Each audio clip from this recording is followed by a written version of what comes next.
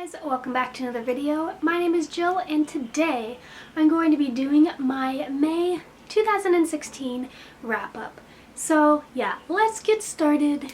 This is going to be going up a little bit later than I normally like to put up my wrap-ups, but I've just been busy. I just actually got my driver's license today and I've been practicing for my test and I actually just got it, so that's good. So I'm just going to get into all the books that I read in May. I actually ended up having a pretty good reading month considering that I've had finals and everything. I read a total of 9 books and one of them was actually pretty big and the rest of them were also pretty good sized.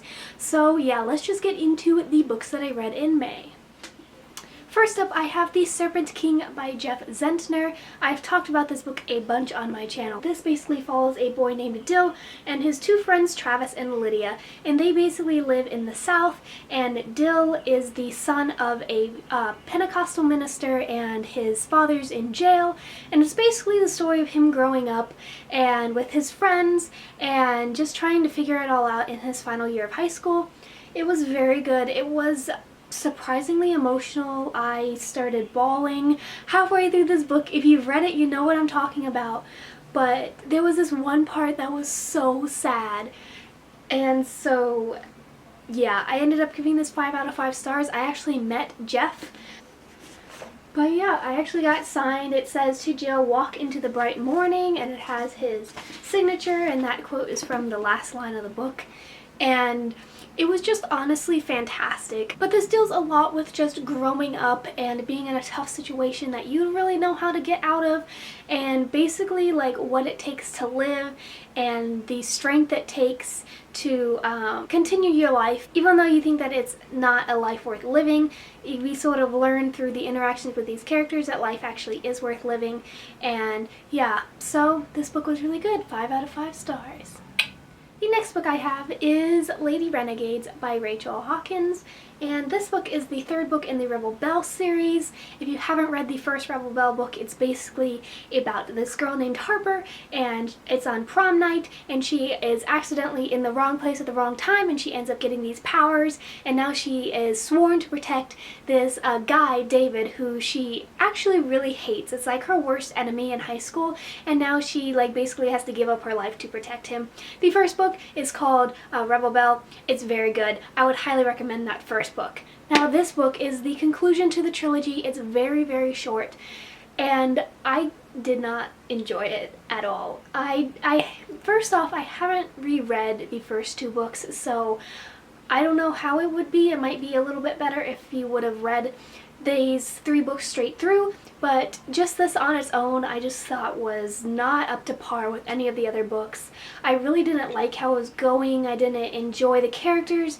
Harper and the love interest, they like are not even together the entire book. They're not even together until the end, and like, I don't know, I didn't like the ending. I didn't like the characters that were in, and honestly I was just very, very disappointed in this book. Very, very disappointed, because the Rebel Belle series is one of my favorite series of all times. At least I thought so until this last book. So I would suggest just reading the first book, because the second book is alright and this book was pretty disappointing in my opinion, but I would definitely recommend the first book. Overall, 2 out of 5 stars. Next, I have the last classic that I read for school, and that is Crime and Punishment by Fyodor Dostoevsky, and this is a Russian classic, and if you haven't read it yet, please go read it. It's fantastic. It's a wonderful classic. It's my 2nd favorite classic that I've read so far this year, my first being Tale of Two Cities, because I love Tale of Two Cities. But yeah, this book was very good. It deals with humans and sin and crimes and punishments, obviously. But yeah, it's really good. If you haven't read this classic yet, I would highly recommend it. Next up, I read my favorite book that I've read so far this year, and maybe ever, and that is A Quart of Mist and Fury by Sarah J. Maas. Now, I have a review talking more about my thoughts about this book on my channel, and I will link it down below, so if any of you guys want to go check it out, it will be down in the description box. But this book was fabulous. I'm sure most of you have heard about how fantastic it is, but it's truly amazing. Go watch my review, you can hear more of my thoughts. 5 out of 5 stars, favorite book I've read maybe ever. It was so good.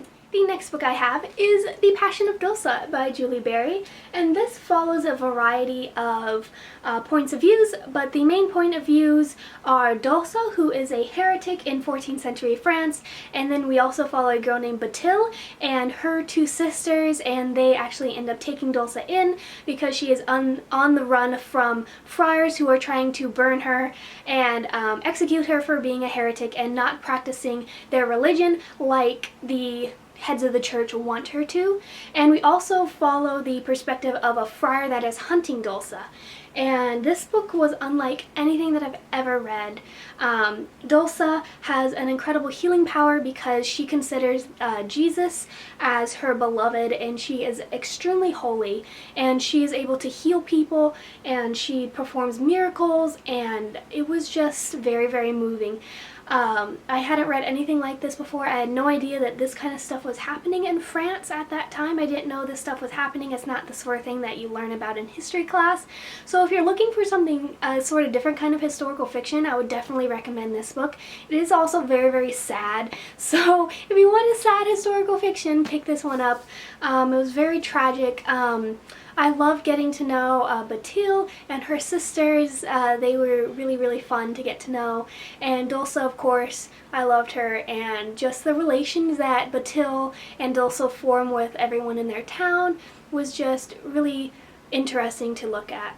So yeah, I think I gave this book 4 out of 5 stars. The only thing is that it was a little bit hard to get into, but that was probably because I just finished A Quart of Mist and Fury, and any book would be hard to get into after that fantastic book. But this book was very moving, and I would highly recommend it if you want something a little bit different. Next is The Sorcerer Heir by Cinda Williams-Chima. This is the 5th book in the Heir Chronicles series, which I've been talking about since the beginning of my channel, that I was been slowly working my way through the Heir Chronicles by Cinda Williams-Chima.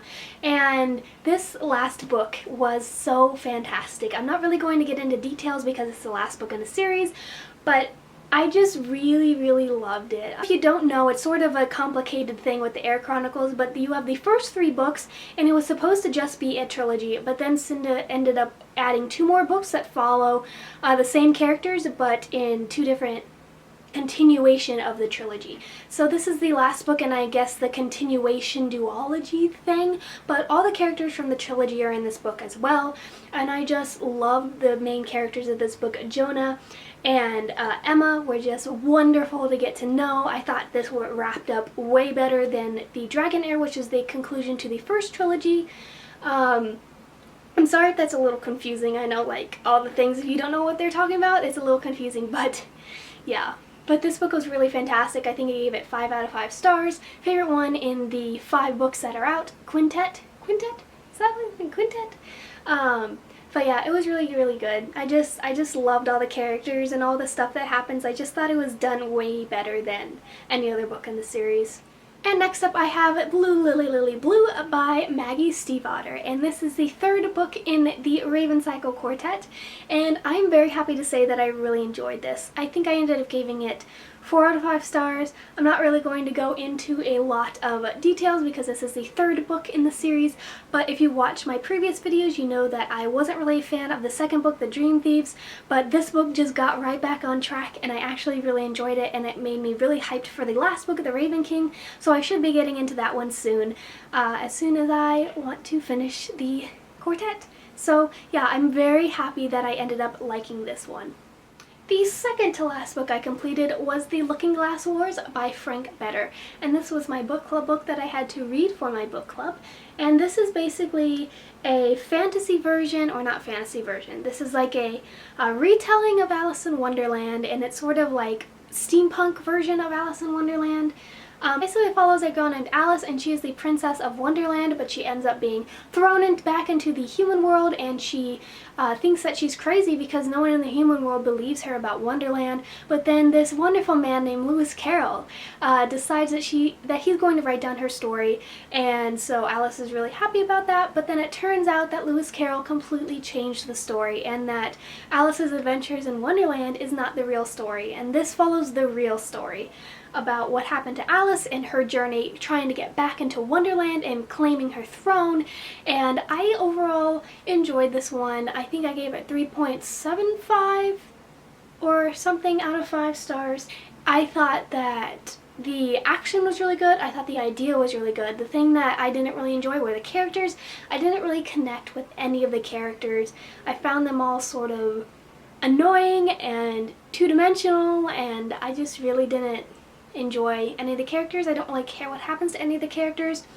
Needless to say, it was a fun ride, but I won't be continuing on with the series. And the 9th and final book that I read this month was I Darkened by Kiersten White.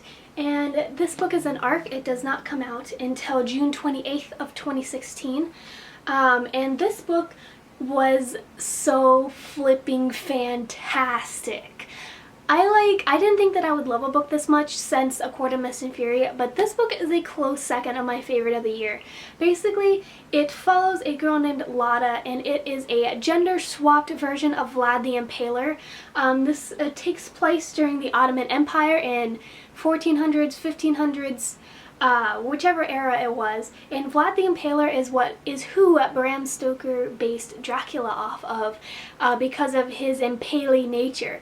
But it follows a girl named Lada, who is the gender swap version of Vlad the Impaler, and basically it follows her journey of being kicked out of her empire and having to be prisoner in another empire, and then she has a little brother named Radu, and Radu is wonderful, and Lada ends up falling in love, and it's just a beautiful story. I will say, this is probably one of the most brutal stories I've ever read in my life. It was very brutal and violent, and it was up there because Vlad the Impaler obviously was a pretty bad guy. I mean, he kills lots of people, and so Lada is sort of the same way. And I thought that the way Kiersten White created this world was fabulous, and I just loved it. I don't even know what else to say besides I just really enjoyed it. But definitely give it a try when it comes out. It definitely deserves it. Yeah, I just really love this. Obviously 5 out of 5 stars because it's fantabulous. So there you have it. That was my May wrap-up. I hope you guys all enjoyed. Please like, comment, and subscribe if you want to see more videos from me. And I have my Goodreads page linked down below if you want to go check out my Goodreads page. I would love to accept your friend requests or anything if you want to go follow me on that. I don't really have any other social media. I'm sorry, I'm more of a book person and I only have Goodreads. But yeah, I just wanted to say thank you for everyone, all my new subscribers, and everyone who's been commenting. It really means a lot to me. And yeah, so I'll see you guys in my next video. Bye!